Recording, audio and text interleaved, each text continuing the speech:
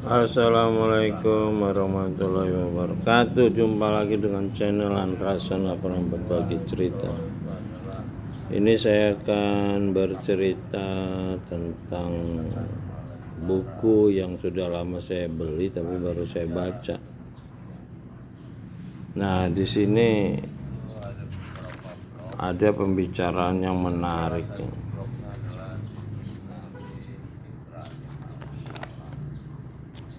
antara jadi ini ada pengantar dari Profesor Emil Salim, Berdayakan Wong Cilik Marhaen. Nah, di sini saya juga baru paham ada tokoh-tokoh ekonomi Indonesia. Ini Profesor Sumitro Djoyohadikusumo yang merupakan bapaknya Presiden terpilih Prabowo Subianto dan Widjojo Nitisastro. Widjojo Nitisastro ini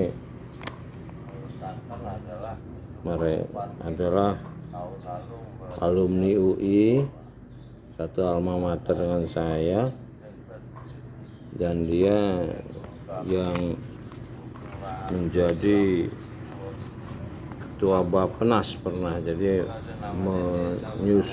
merancang sistem ekonomi di era Orde Baru.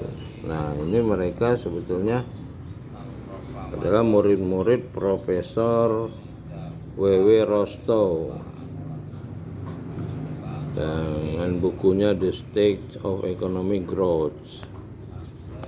Nah, ini dia ada tahapan-tahapan pembangunan yang ditulis menurut buku itu, yang dimulai dengan era pertanian, industri, lalu era kreativitas. Nah, di sini dijelaskan Profesor Rostow ini berhasil menjelaskan tahapan pembangunan yang mengubah institusi kegiatan ekonomi, tapi tidak berhasil menjelaskan bagaimana pentahapan ini menghapus kemiskinan, kemelaratan, dan ketertinggalan. Nah, ini padahal adalah misi dari Wong Cilik Marhaen yang dicetuskan oleh Bung Karno. Nah, dari pengalaman saya sebagai pembaca kitab yang disusun para khalifah setelah Nabi terakhir Muhammad SAW wafat,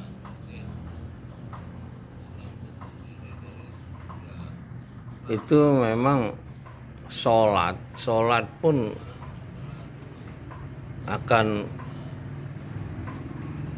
areta lazi yukazibu bidin wazalika lazi yaudul yatim wala yaudu ala ta'amil miskin fawailul lil musallin an sholat insam. Jadi sholat itu bisa ditolak kalau kita tidak menganjurkan memberi makan orang miskin. Jadi, nah, dengan ayat inilah umat di zaman Nabi Muhammad dulu berhasil menghilangkan kemiskinan, karena justru mereka saling tolak untuk diberi zakat atau hadiah karena mereka merasa cukup dengan keimanan mereka. Inilah buah dari Iqra yang diterima Nabi terakhir Muhammad SAW. Jadi Iqra ini sebetulnya membaca kitab. Makanya setelah Al-Fatihah ada zalikal kitabul la raiba fihi hudalil muttaqin. Jadi kitab ini petunjuk untuk orang-orang yang berdisiplin, dan mereka akan mengetahui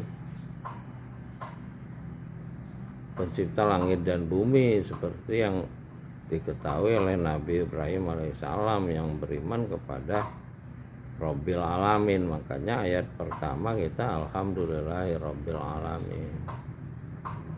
Lalu di akhir juga kita berlindung kepada Rabbin Nas, Malikin Nas, Ilahin Nas. Jadi orang yang perintah Iqra ini harus dijalankan seperti tawaf 7 kali putaran, baru dia akan masuk kepada keyakinan, bukan sekedar tunduk. Sebab di Al-Baqarah ayat 8 tuh ditolak orang yang mengaku beriman, kamu baru tunduk.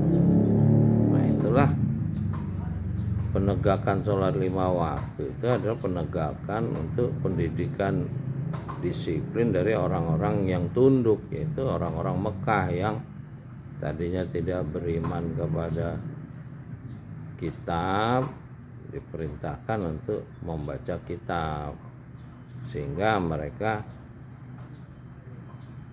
menjalankan perintah sholat 5 waktu. Nah ini berkembang terus sampai umat Islam di era Muawiyah. Muawiyah inilah yang mengembangkan konsep agama gitu. Seperti konsep-konsep agama Kristen, agama Yahudi. Jadi sementara tidak, Nabi Muhammad SAW itu Iqra, membaca kitab. Kitabnya akan memberikan pemikiran seperti Nabi Ibrahim berpikir, ya tafakarun.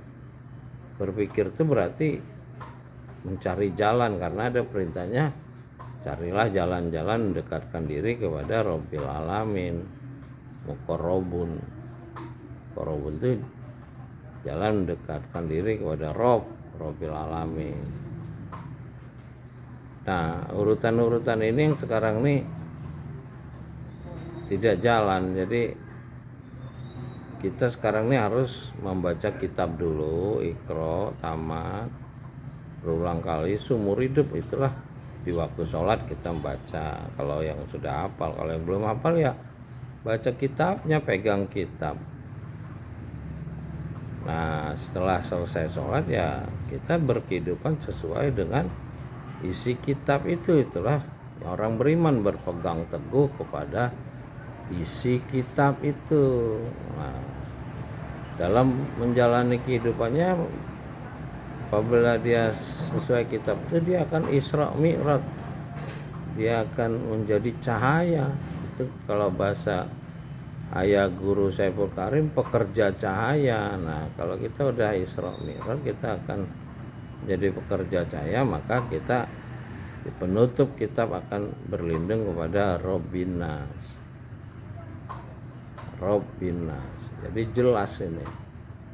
Kalau di amanat keagungan ilahi itu jelas, ketika diwaris kita menjadi umat Adam Hawa, lalu syukuran awal kita Imam Turja'un yang kembali kepada kitab. Sebetulnya syukuran pribadi kita jadi Imam Nul Karim, menjadi imam yang bercahaya.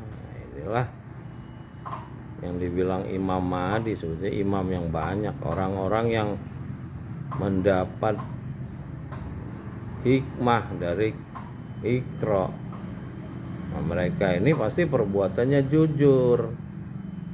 Inilah kita bilang partai jujur. Nah inilah yang bisa memusnahkan Dajjal di muka bumi, orang-orang jujur. Karena Dajjal itu artinya pendusta besar. Nah hari ini kita udah lihat para pendusta itu. Nah, hanya orang yang Iqra yang bisa melaksanakan jujur. Kalau enggak Iqra dia munafik. Munafik ini ya banyak. Orang-orang yang mengaku ulama dari zaman dulu sampai zaman sekarang, intelijen di Palestina itu orang-orang yang mengaku ulama. Kalau di Indonesia terkenal Sendokor Bro-nya. Nah ini orang-orang yang justru menghalangi umat dari Iqra. Nah ini yang kata kawan saya Bambang Eko Suprayogi, neraka yang paling dalam tuh nanti isinya ulama, ya ulama yang menyimpangkan umat, yang menjauhkan umat dari Iqra sehingga umatnya menjadi cerdas, dapat hikmah, mendapat furqan, jadi ulil albab, ulil absar. Itulah yang dilakukan oleh B.J. Habibie di Jerman. Dia mempelajari, orang Yahudi pun belajar kitab Quran dari bahasa yang dia mengerti, karena bahasa yang mengerti inilah yang akan menggerakkan otak kita untuk berpikir. Seperti halnya Nabi Ibrahim berpikir. Ya mudah-mudahan makin banyak orang yang Iqra berpikir, karena berpikir sesaat yang saya tahu ya sama dengan sholat 80 tahun.